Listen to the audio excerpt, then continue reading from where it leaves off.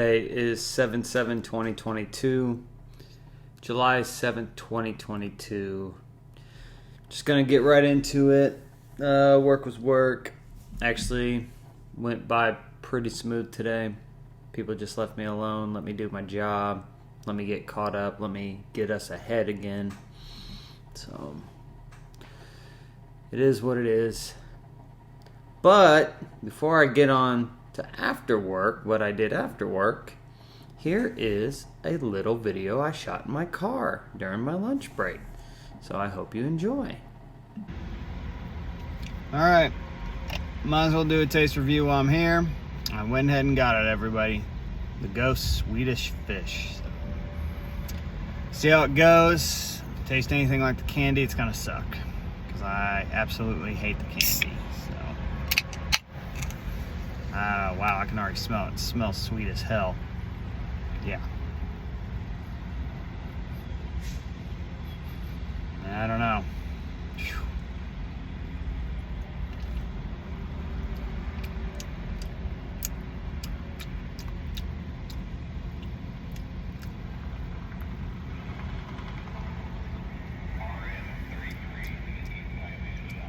Damn, that is sweet as hell. The only positive I can take away from this is it doesn't get stuck in your teeth like Swedish fish normally do. But other than that, this is not for me. It is way too sweet.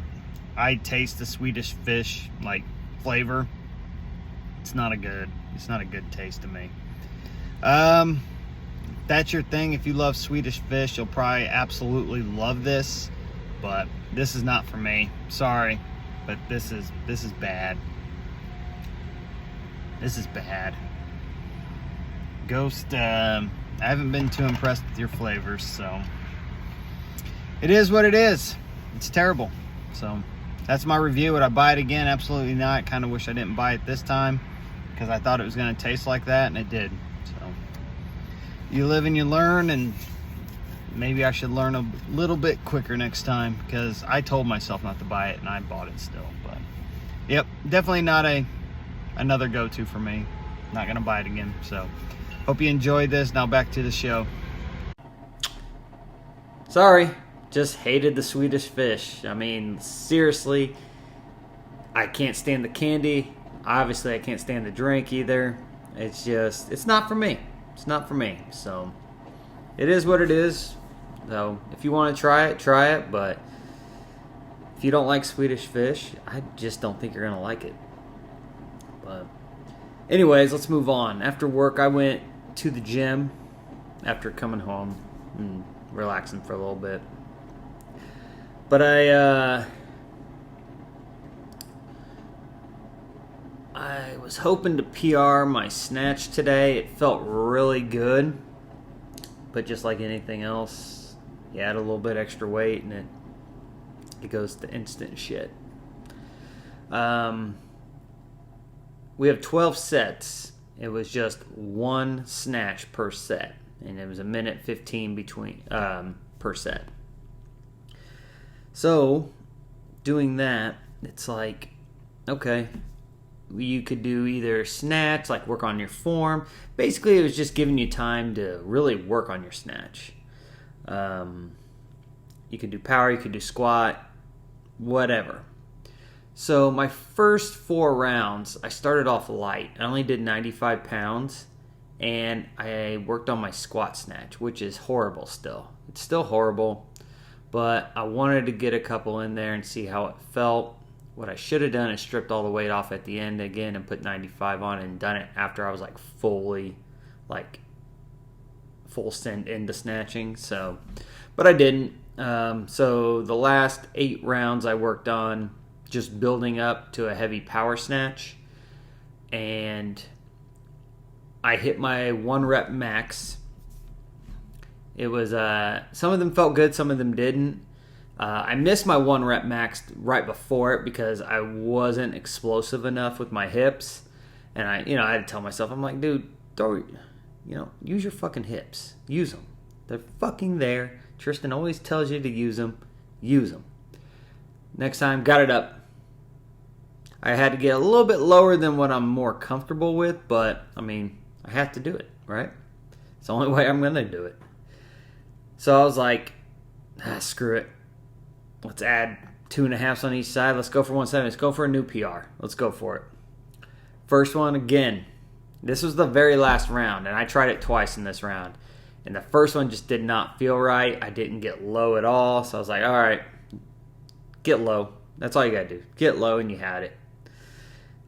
And the next time, same thing. I thought I got low enough. I wasn't even close to getting low enough. So it probably would have been closer to a squat snatch, which would have definitely been a PR because I'm terrible at that. But I'm not sure I could have got that low with that much weight just because I'm not comfortable doing it. So I failed on my PR. It's still at 165 for power snatch, but it is what it is.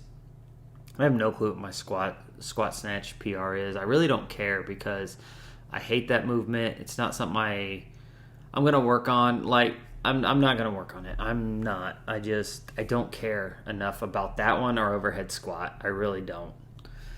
At no point in my life am I ever going to use that. I don't do competition, so what's the fucking point? I'm just going to frustrate myself and piss myself off. So it's where I'm at right now. Like, I don't even care to work on it. Yeah, and I'm going to stick there. But now I'm home. I ate Subway. Gage is playing over at Butler right now. And getting videos sent to me. He hit a triple and a single. So these wood bat tournaments, he loves them. I honestly, I think he swings the wood bat better than he does a composite or a metal bat, an alloy bat. I think he just feels more comfortable with them. And when he hits it, man, he hits it hard. Like, there's something about it. He just loves swinging a wood bat. So, more power to him, you know. Growing up, I never played in wood bat tournaments because they didn't really have them. I could have used a wood bat, but no, I didn't. I always used metal, whatever it was, until I got to high school. Then you used, I think they were still alloy. I can't remember the Z cores, but it's bat talk. There's so much crap there's so much money making in bats now. Like, bats are like $500 now. $500. I remember when they were $200 and my dad was bitching. He was like, this is ridiculous for a metal bat, $200. $500 for composite bats now. $500. That's where we're going. They'll probably only go up. And then when you get to college, man, most of those guys, they swing alloy because alloy is just puts more distance on the ball, puts more exit velocity too behind it. Now, if you're a base hitter, composite's probably the way to go. But if you want power when it gets into BB core, so that's high school and college, you want to go alloy. Maybe even a hybrid alloy, like a two-piece, like the DeMarini Goods is a very good one. But usually the composites, once they get in BB core, they're dumbed down.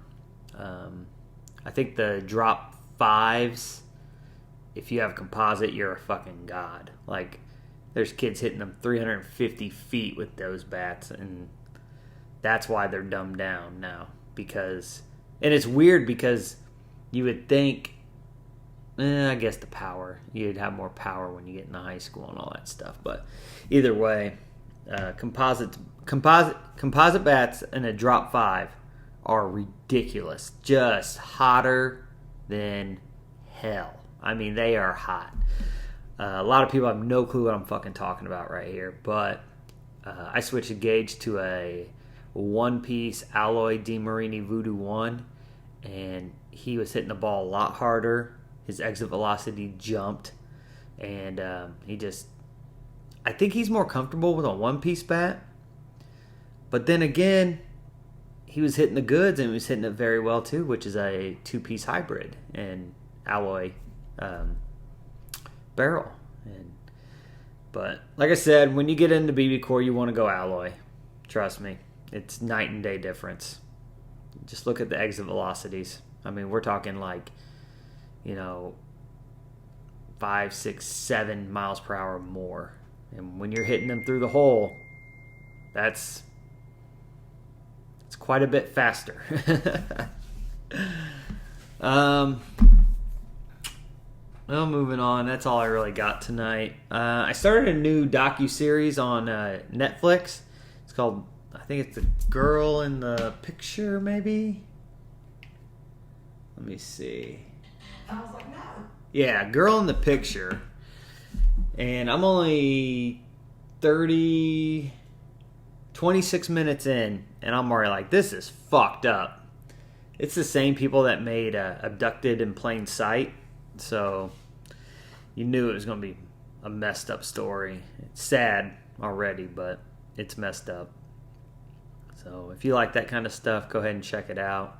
Once I saw it was made by the people from Abducted in Plain Sight, I decided I was going to give it a chance. So again, that is Girl in the Picture. If you want to see it, it's on Netflix. Yeah, that's all I got tonight.